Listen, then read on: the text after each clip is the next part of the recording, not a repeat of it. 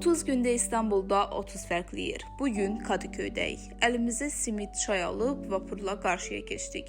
İlk dayanacaq TikTokda viral olan Mac and Cheese oldu. Porsiyonu o qədər böyük idi ki, 2 nəfərə böldük. Cəmi 5 manata qarın doyuran toyuqlu Mac and Cheese yedik.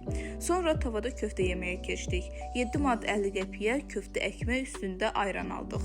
Üstəlik Ramazana görə mərcu supu və xorma da verdilər. Amma biz yenə də köftə ekməyə yarıya böldük.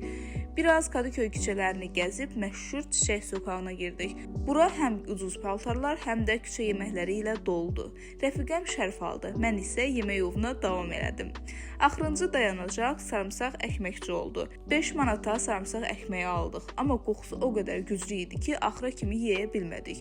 Bugün həm ucuz, həm dadlı, həm də bol yeməkli bir gün oldu. Kadıköy İstanbulun ən sərfəli, ucuz və gəzməli yerlərindən biridir. Burada siz hara gedirsiniz? Şərhlərdə yazın.